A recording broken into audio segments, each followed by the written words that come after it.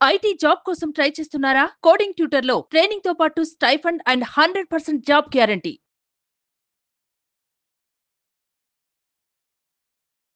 నమస్కారం డాక్టర్ శ్రీ ఆచార్య అనంతకృష్ణ స్వామి గారు. నమస్కారం అండి. Thank you so much for the positive vibes. రాగానే అట్లా ఒక్కొక్క పాజిటివ్ వైబ్స్ వస్తూ ఉంటాయి. Thanks a lot. పెట్టుకునే వస్తాను. ఎస్. సో చాలామంది అంటే మనం సబ్జెక్ట్ స్టార్ట్ చేసే ముందు క్లాసెస్ ఎక్కువ మంది అడుగుతున్నారు. ఎప్పుడు ఉండే అవకాశం ఉంది, ఎక్కడెక్కడ ఉండే అవకాశం ఉంది?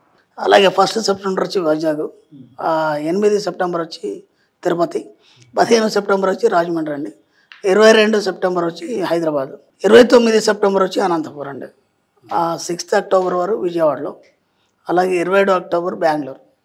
అక్టోబర్ వరకు మన షెడ్యూల్ ఫిక్స్ అయిపోయింది. అంతే ఈగర్గా కూడా వెయిట్ చేస్తున్నటువంటి వాళ్ళు ఉన్నారు అందరూ. 656వ మనీ మంత్ర వీడియో.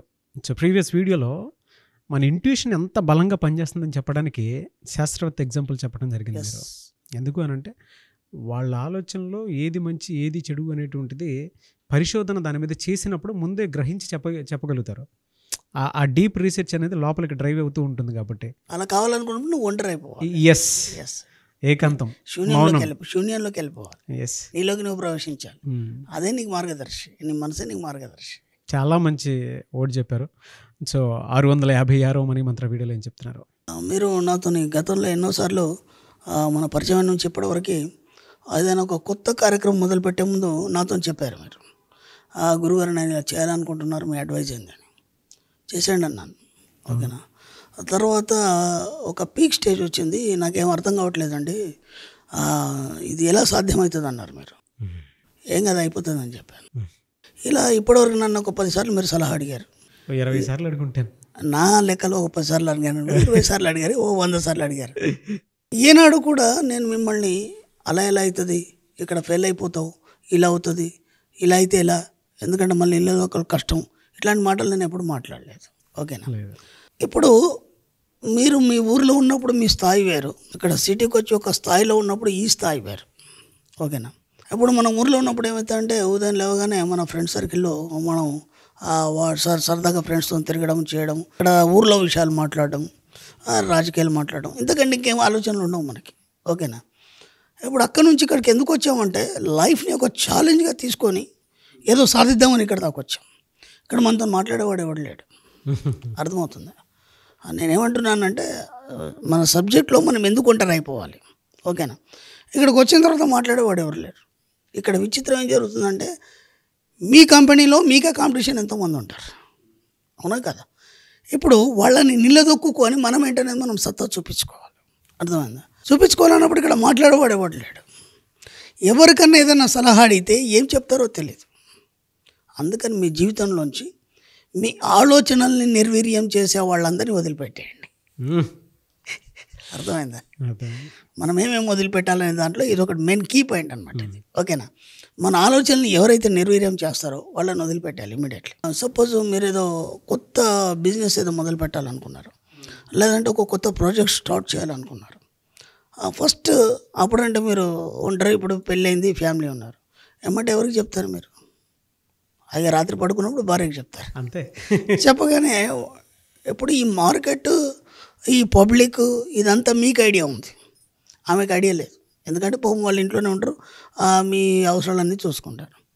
సడన్గా ఉందనుకో, ఎందుకంటే అనవసరంగా మీరు ఇలా చేశారు, ఇలా చేయడం కరెక్ట్ కాదు, రేపు ఏమన్నా అయితే ఎట్లా అని అందనుకో. ఇప్పుడు మీరు ఎంతో ఉత్సాహంతో దానికి ఎక్సలెంట్ ప్లాన్ వేసుకొని అంత ఓకే అయిన తర్వాతనే జస్ట్ ఒక ఐడియా కోసం ఏమైనా అడిగారు. మీరు అడిగేసరికి ఆడవాళ్ళ మనస్తత్వం ఏంటంటే వాళ్ళు ఈ బయట ప్రపంచాన్ని చూడలేదు, బయటికి రాలేదు కాబట్టి. అంటే చూసిన వాళ్ళు మార్కెటింగ్లో ఉన్న వాళ్ళు చాలామంది ఉన్నారు, వాళ్ళ గురించి నేను మాట్లాడలే, ఒక మామూలు గృహిణి గురించి.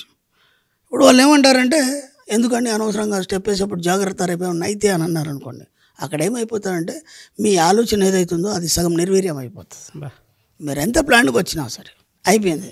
ఆ తర్వాత ఇదేదో బాగాలేదు అని చెప్పేసి ఇక్కడ మీ కొలీగ్స్ ఎవరో ఉన్నారు, మీ కొలీగ్స్తో మీరు డిస్కషన్ చేశారు. డిస్కషన్ చేసినప్పుడు వాళ్ళు కూడా ఏమంటారంటే ఎందుకైనా అన్న మంచిది ఒక్కసారి ఆలోచించు, ఇంతకుముందు పలానా ఇలా చేశాడు, లేదా పలానా వేరే మన కాంపిటీషన్ వాళ్ళు కానీ లేకపోతే ఈ ఫీల్డ్లో ఉన్న వాళ్ళే ఇలా చేశారు, అక్కడ ఫెయిల్ అయిపోయింది, మనం అదే చేస్తున్నాం, మళ్ళీ సక్సెస్ అవుతామో లేదో అని అనుకున్నప్పుడు అప్పుడు ఇంకా సగం ఫెయిల్ అయిపోతుంది.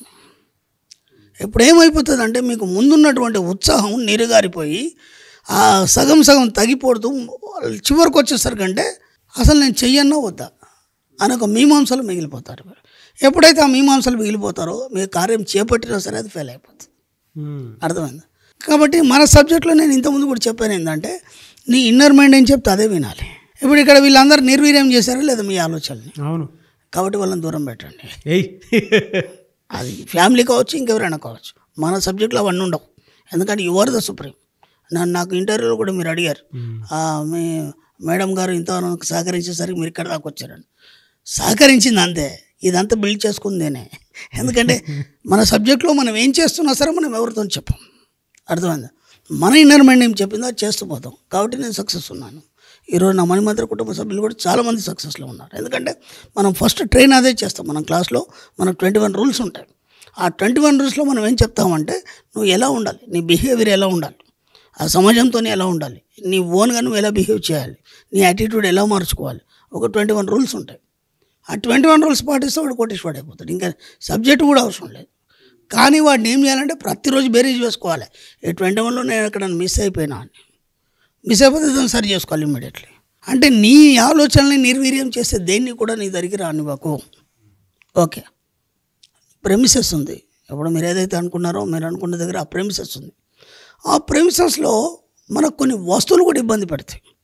అర్థమైందా? కొన్ని వస్తువులు కూడా ఇబ్బంది పడతాయి. అంటే ఒకటి మన టేబుల్ కావచ్చు, మన చైర్ కావచ్చు, లేదంటే అక్కడ ఉన్న వ్యక్తులు కావచ్చు. దాన్ని ఇమీడియట్లీ మార్చేయాలి. ఓకేనా? మన ఇంట్లో కావచ్చు, లేకపోతే మన ఆఫీస్ ప్రెమిసెస్లో కానీ ఏదైనా. అంటే నిన్ను నువ్వు తీర్చిదిద్దుకోవడానికి ఏది నీకు ఆటంకం కావద్దు, ఏది నీకు అడ్డు రావద్దు. అర్థమైందా? అవి కూడా ఏం చేస్తాయంటే నీ ఆలోచనలు నిర్వీర్యం చేస్తావు. ఒక చిన్న ఎగ్జాంపుల్ చెప్తాను నేను. మీరు కూర్చున్నారు హాయిగా మీ చైర్లో, ఏదో వర్క్ చేసుకుంటున్నారు. ఆ ఊరికే చిన్న మూమెంట్ ఇలా చేశారు. మూమెంట్ చేసినప్పుడు ఆ టేబుల్ కదులుతుంది. కూర్చున్న చైర్ ఏదైతుందో మాటి కదలడం, లేకపోతే టక్ టక్ చప్పుడు రావడం అయిందనుకోండి. మీరు ఎంతో మంచి కాన్సన్ట్రేషన్లో వర్క్ చేయాలనుకుంటారు. ఇప్పుడు ఇది మాటికి మిమ్మల్ని బ్యాలెన్స్ డిస్టర్బ్ చేస్తుంటారు. అర్థమైందా? అలాగే ఆ ప్రెమిసెస్లో మీ వర్క్ అయ్యేంతవరకు ఎవరిని కూడా మీ దగ్గరికి రానివ్వద్దు. ఎందుకంటే నేను అదే చెప్పాను, మీకంటే ఒక సపరేట్ రూమ్ ఉండాలి, మీకంటే ఒక సపరేట్ వింగ్ ఉండాలి. దాంట్లో ఎవరిని ప్రవేశం చేయనియద్దు. ఎప్పటి వరకు? మీ వర్క్ కంప్లీట్ అయ్యే వరకు. అర్థమైందా? అంటే ఇక్కడ ఏమవుతుంది, మీ ఆలోచన నిర్వీర్యం చేయడానికి వస్తువులు కూడా మీకు ఇబ్బంది పడతాయి, లేదా మనుషులు కూడా ఇబ్బంది పడతాయి. మూడోది ఏంటంటే సమశీతోష్ణ స్థితి ఉండాలి. సమశీతోష్ణ స్థితి అంటే అట్మాస్ఫియర్ అనేది ఒకే లెవెల్లో ఉండాలి, బ్యాలెన్సింగ్ ఉండాలి. ఎందుకంటే ఇప్పుడు చలికాలం వచ్చింది, మీ రూమ్లో దానికి తగ్గట్టు హీట్ ఉండాలి. ఓకేనా? లేదు వేడి ఉంది, దానికి తగ్గట్టు కూల్ ఉండాలి. అంటే రూమ్ టెంపరేచర్ మీ బాడీకి సరిగ్గా సరిపోవాలి. లేకపోతే ఏం చేస్తుంటే మీ ఆలోచనల వేగవంతంలో మీ మనస్సు వేడెక్కి శరీరం కూడా వేడెక్కుతుంది. ఎందుకంటే ఒక గంభీరమైన ఆలోచన చేసినప్పుడు ఏమవుతుంది, మీ యొక్క శరీరంలో బ్లడ్ కూడా అది వేడెక్కి మీకు అప్పుడు ఉక్కపోత అనేది వస్తుంది, సల్టరీ అనేది ఫీల్ అవుతారు మీరు, అంటే సఫికేషన్ ఫీల్ అవుతారు. కాబట్టి ఏంటంటే ఆ అట్మాస్ఫియర్ కూడా మిమ్మల్ని నిర్వీర్యం చేయద్దు, మీ ఆలోచనల్ని. సమశీతోష్ణ స్థితి అంటే అర్థమవుతుందా? ఇక్కడ మనుషులు, వస్తువులు, వాతావరణం ఇవేవి కూడా మీ ఆలోచనల్ని నిర్వీర్యం చేయకూడదు. అర్థమైందా? అలా ఒక వాటర్ కూడా పర్ఫెక్ట్ వాటర్ ఉండాలి. ఎందుకంటే అది హీట్ ఉన్నా లేకపోతే కూల్ ఉన్నా సరే మీ ఆలోచనలు నిర్వీర్యం చేస్తాయి. ఎందుకంటే మీరు చాలా హాట్గా ఆలోచిస్తున్నారు, మీ సబ్జెక్టు గురించి ఏదో సాధించాలని ఆలోచిస్తున్నారు. కూల్ వాటర్ తాగారనుకోండి ఏమైపోతుంది, ఒకటిసారి పట్టేసినట్టు అయితే, గొంతులో పట్టేసినట్టే ఆలోచన నిర్వీర్యం అయిపోతుంది. అంటే ప్రతి దగ్గర మనం కేర్ తీసుకోవాలి. కేర్ తీసుకోవాలన్నప్పుడు ఇవన్నీ ఎవరికో చెప్తే చేయలేదు. ఎందుకంటే మీ ఆలోచన విధానం వేరు, మీ అసిస్టెంట్ పిఏ ఆలోచన విధానం వేరు.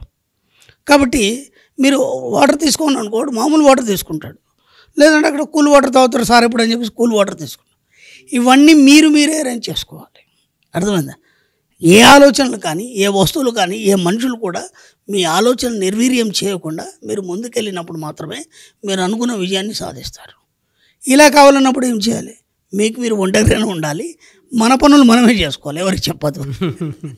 అర్థమైంది? మనకేమైందంటే ఇప్పుడు ఒక లగ్జరీస్ అలవాటు అయిపోయిన తర్వాత మన కింద వాళ్ళందరికీ అన్నీ మనం పురమాయిస్తుంటాం. కొంతవరకు పురమాయించవచ్చు, కానీ మన పర్సనల్ ఏదైతుందో మన బాడీ టెంపరేచర్ మనకు తెలుస్తుంది, మన ఆలోచన విధానం మనకు తెలుస్తుంది. ఫుడ్ కూడా చాలా మనకు కీలకమైన పాత్ర వహిస్తుంది దీంట్లో. ఎందుకంటే ఇప్పుడు రాత్రిలో హెవీ తిన్నాం అనుకోండి నిద్ర వస్తుంది, కానీ మన సబ్జెక్ట్ ప్రకారం మనం ఏం చేయాలి, నైట్ అంతా మెలుకోవాలి మనం. అందరు పడుకున్నాగానే మేధావి మేలుకుంటాడని చెప్పాను. మీరు హాయిగా అందరితో పాటు ఫుల్గా తినేశారనుకోండి, గురుగుపెట్టి నిద్రపోతారు. మీరు ఎక్కడ పని చేస్తారు చేయరు. కాబట్టి ఆ ఫుడ్ కూడా మీ బాడీకి ఏది పడుతుంది, ఏది పడదు, ఎంత తినాలనేది ఇట్లా ప్రతి దగ్గర కూడా మీరు ఆలోచిస్తూ మీ యొక్క సిస్టమ్ని ఒక పద్ధతిలో మీరు సమకూర్చుకున్నప్పుడు ఏ ఆలోచనలు, ఇతర ఆలోచనలు, మీ యొక్క ఆలోచనల్ని నిర్వీర్యం చేయకుండా, ఏది ఇబ్బంది పెట్టకుండా ఎప్పుడైతే మీరు ఉంటారో అప్పుడు మీరు అనుకున్నది సాధించడం జరుగుతుంది. అది చూస్తే మనకి ఇవన్నీ సిల్లిగా చిన్నగానే అనిపిస్తున్నాయి, కానీ అది చాలా ఇంపాక్ట్ చూపిస్తుంది మన మీద, మన యొక్క ఆలోచనల మీద కానీ, అంటే మనం సాధించే విజయాల మీద కానీ చాలా ఇంపాక్ట్ చూపిస్తుంది. వీలైనంత మట్టుకి మీ ఆలోచన నిర్వీర్యం చేసే వాటిని అన్నిటిని దూరం ఉంచండి. అది ఎవరైనా ఫ్యామిలీ కావచ్చు, ఏదైనా కావచ్చు. రియల్లీ సార్, థ్యాంక్ యూ అండి. Thank you so much doctor Shri Acharya Anantakrishna Swami గారు. థ్యాంక్ యూ అండి.